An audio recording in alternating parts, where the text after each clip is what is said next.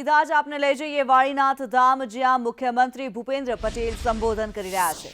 હૃદયપૂર્વક આવકારું છું અને પૂજ્ય સંતો, મહંતો, ધર્માચાર્યોના ચરણોમાં વંદન કરું છું। માલધારી સમાજની ભક્તિ, શક્તિ અને ઉન્નતિના પ્રતીક એવા 900 વર્ષ જૂના વિરાસત વાળીનાથ ધામમાં નૂતન શિવાલયની પ્રાણ પ્રતિષ્ઠા વડાપ્રધાનશ્રીના હસ્તે થઈ છે। તેમના દ્રષ્ટિવંત નેતૃત્વમાં ભારતની ધરોહર, વિરાસત અને સંસ્કૃતિનો ડંકો સમગ્ર વિશ્વમાં વાગી રહ્યો છે। વડાપ્રધાનશ્રીએ વિરાસત બી, વિકાસ બીનો સંકલ્પ આપ્યો છે। તેમની પ્રેરક ઉપસ્થિતિમાં વાળીનાથ પ્રાણ પ્રતિષ્ઠા ધર્મોત્સવની સાથે સાથે વિકાસ ઉત્સવ પણ ઉજવાઈ રહ્યો છે। ગુજરાતમાં કોઈ પણ ખૂણે જાઓ, વિકાસના કામો અવિરત ચાલતા જોવા મળે છે। આ મોદી સાહેબની વિકસિત ગુજરાતની ગેરંટી છે।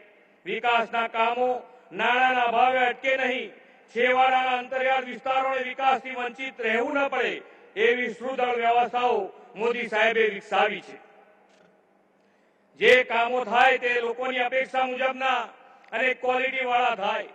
કામો માંગવા લોકોને સરકાર પાસે જવું ન પડે, પણ સરકાર સામે ચાલીને લોકહિતના કામો કરે એવી વિકાસની રાજનીતિ મોદી સાહેબે ઊભી કરી છે।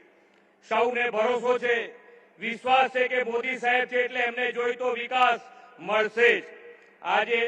આજનો આ વિકાસ ઉત્સવ ઉત્તર ગુજરાતને ઉત્તમ ગુજરાત બનાવવાની પ્રતિબદ્ધતા દર્શાવે છે।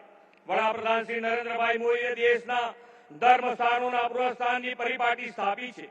એ જ રાહે આગળ વધતા બનાસકાંઠાના રીછડિયા મહાદેવ મંદિર અને ત્યાંનું તળાવ તેમજ થોળ અને નળસરોવરના તળાવના વિકાસ કામોનું ખાતમુહૂર્ત આજે વડાપ્રધાનશ્રી કરવાના છે। ઉત્તર ગુજરાત પ્રદેશને આજે એક જ દિવસમાં 13,601 કરોડ રૂપિયાના વિવિધ 57 કામોની ભેટ આ ધરતીના સંતાન શ્રી નરેન્દ્રભાઈ આપવાના છે। તેમાં આજે આપણે રેલવે, પેટ્રોલિયમ અને નેચરલ ગેસ, ઉર્જા તથા નેશનલ હાઈવે ઓથોરિટી એમ કેન્દ્ર સરકારના જુદા જુદા વિભાગના 11 મોટા વિકાસ પ્રોજેક્ટની ભેટ મળવાની છે। આંતરરાષ્ટ્રીય સરહદ ધરાવતા ગુજરાતમાં રાષ્ટ્રીય સુરક્ષા અને સલામતીની દ્રષ્ટિએ અતિ મહત્વના નક્કરના કામો કરવાની પહેલ વડાપ્રધાન શ્રી નરેન્દ્ર મોદી સાહેબે કરી છે। એ દિશામાં એરફોર્સ સ્ટેશનની એર સ્ટ્રીપનું લોકાર્પણ તેઓ કરવાના છે।